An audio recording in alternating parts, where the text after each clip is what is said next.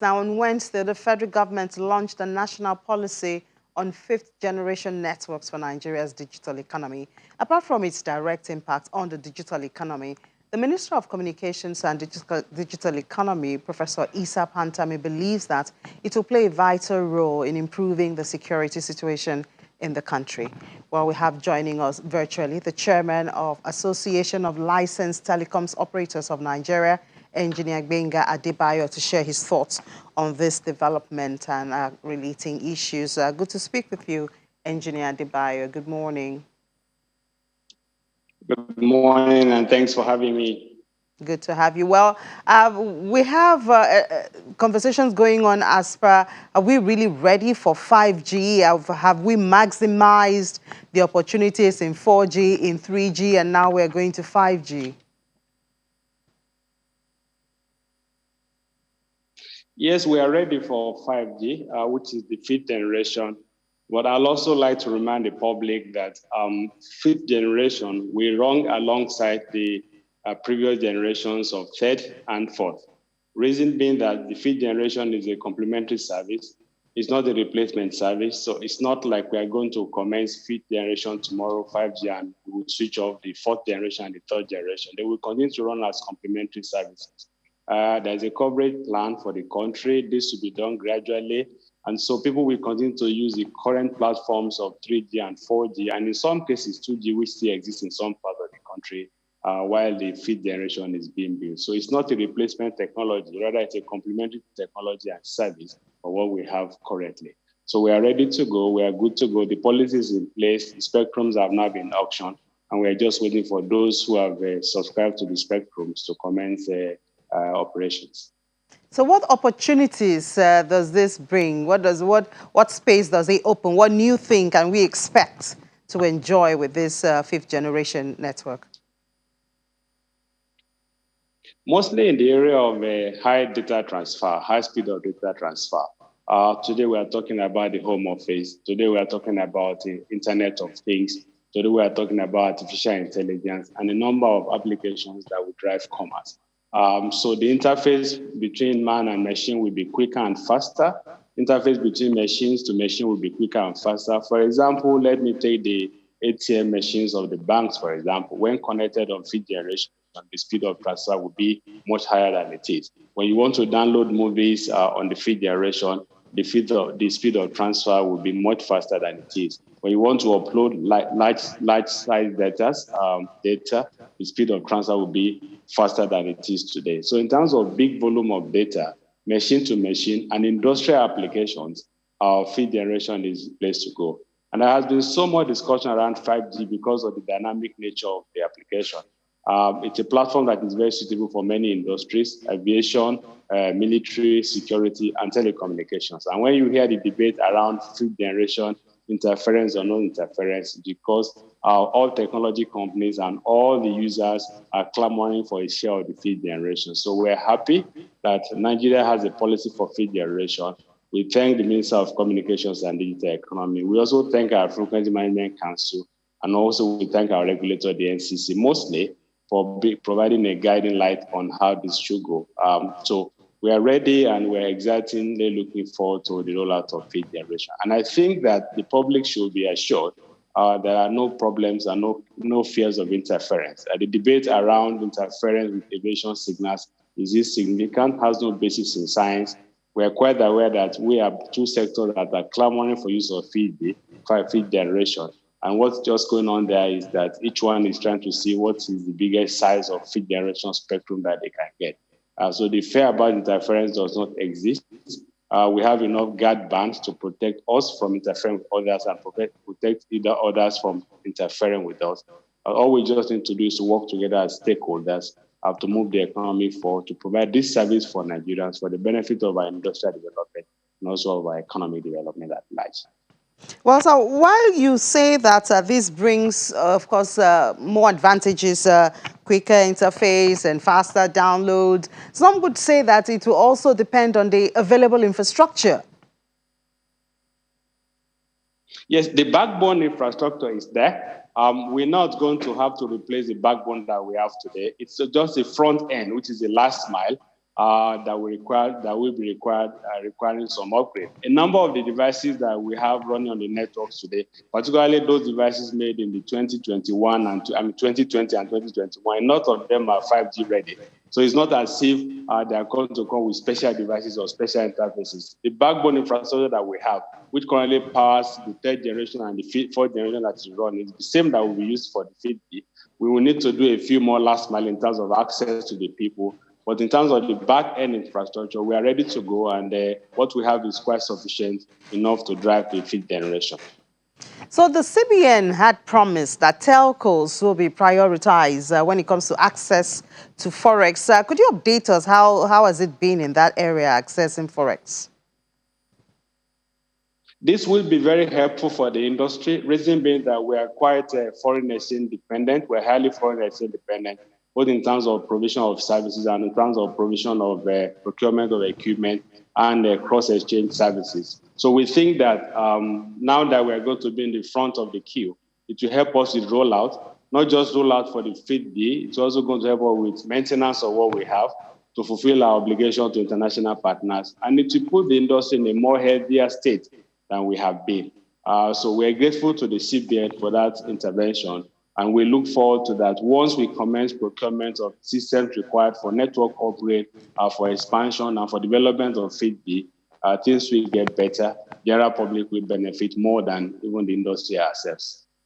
And with this introduction of the 5G, tell us, how does it affect or how does it shape your outlook for digital economy for the year 2022? The economy will be better powered, let me say so. You recall also the experience we had with COVID. A lot of us were restricted to working from home. In times past, even having this interview with you, I have to physically be present at your location. Today, a number of people are dependent on telecom services, and quite almost all sectors of the economy now rely on one form of data service or the other to be able to drive their business. So what this will do for us, once we have robust, dynamic, and what I would call more intelligent networks, it will be better for the entire economy. So applications that are currently running on slow speed will deliver better.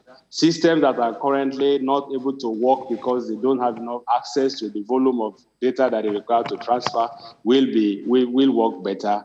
Those who are doing small businesses, small scale enterprises, particularly the small tech entrepreneurs, all of them will have better access and better good quality access that will enable them to do what they do better for the sake of the greater economy. And also job creation will be better, because when you have more players, more people doing things that are in the secondary market, and they have good access to good communication services, job creation will be better. And so a lot of things will work more in the new digital economy. You're also aware that the CBN is talking about the e-Naira. We look forward to providing the necessary infrastructure to support that application, alongside with what we are doing today to support the larger economy. So in essence, I think the public and the subscribers are in a good state. They will benefit more from the work that we do.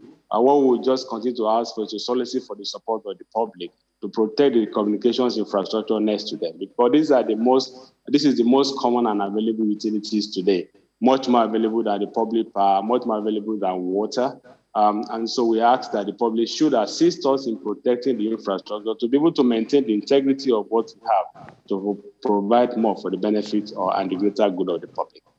Are we talking about costs here? Because obviously better technology, faster download, all those things also come at a cost. Are we talking of a cost? Is it accessible to, you talked about the small and medium scale enterprises who would like to upgrade their operations with technology, to better profitability and also contribution to the economy? Generally, cost is driven by market forces, and the more the number grows, the lower the unit cost will be. And also, when you have better access and you have greater speed, utilization of the resources becomes more efficient. So in terms of the base cost, we think things will get better in the next dispensation. The reason being that there will be better availability, there will be better access, there will be better utilization of the resources that is currently available. Imagine today you are downloading a file at 10 minutes, in 10 minutes. Tomorrow you will download that same file in 1 minute. So the utilization of your bandwidth resources becomes a lot more efficient and effective. So we think that as the volume grows, as the networks develop this new technology and the volume grows, the unit cost will come down. It will not cost people more the first day. Reason being that the current applications will continue to run on the current technologies that we have. So things will not change in the first day. So as we develop on the 5th generation, as we grow the volume, as dynamic applications are introduced and applications become better utilized, we expect that unit prices will go down as the volume scales up. And then Professor Pantami talked about this helping to improve the security situation in the country. From your perspective, is this working already? Are we looking forward to it, or are we already feeling the impact? Well, things are getting better. Things are getting better. And I must thank the Honorable Minister for his leadership of the industry. We're supporting everyone that requires to be supported in this regard. Again, because we're talking about security, there's a limit to what information one can provide in the public television. But the fact is that what goes on in the back end is quite reassuring. Reassuring to the extent that we do know that things are looking better and things will get better. Things that we could not provide years back. Today, we're able to provide it for the security services. And looking forward, part of the clamor for use of 5G is actually because the application is, the spectrum is so dynamic that every sector of the economy wants a share of it. Security services want it, military wants it, intelligence services want it, aviation wants it, and all of that. And so in applying this to supporting the security architecture of the country, we are quite confident that complementing the effort that is being made by government at various levels, our role as an industry will make things better for the public. So the assurance is that with the introduction of 5th generation, the work of the security and intelligence services will certainly be better than it had been in times past. So we are very confident and we are hopeful that with this new technology, things will certainly get better. The application, the dynamic nature of things, the intelligence, the availability, and the speed with which things will work, a lot of things will be better and easier for all of us. Okay, we have a lot of policies in Nigeria, and sometimes it seems the policies are applauded or discussed or heard about just at that point when it comes on air or when it is being launched. What for you do you think should be some immediate steps by the government to ensure that this policy has sustaining benefits to the people, the people who really need to feel the impact of it? Our sector in particular has proven that policies can work in Nigeria.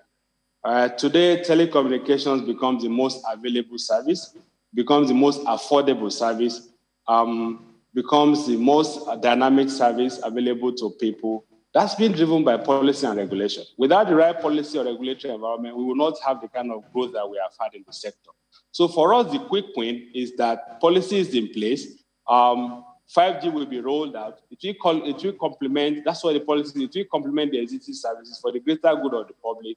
And we are working along those lines of the policy provisions. And also, we are being guided by the regulatory framework of our regulators. So I think our sector in particular is an example that where policy is properly implemented, things will get better for the public. Today, we are talking about 5th generation of technology like they are talking about it in all parts of the world. That means we are not behind. Suppose we don't have a policy for 5G, we will not even be talking about 5G today. Today, we are talking about complementary services, the big data, the Internet of Things, and all that. We're doing so because there is a policy in place to make that work.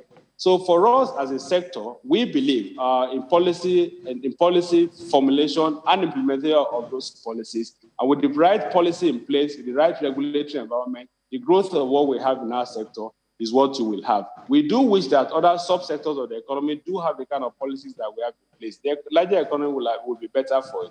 And we hope that others can actually take a cue from what's happening in our sector. So in our case, a policy is not just a paper thing. It's provided. We are working with it. We are guided by it. But not just are we technology company, we are international players who play not just in the local space, we play in the international space. And with the policies that we have in place, I think we have become today one of the world leaders in terms of rapid development of services, availability of services, and even cost of service to the end user. All of these are being guided by policy and regulation.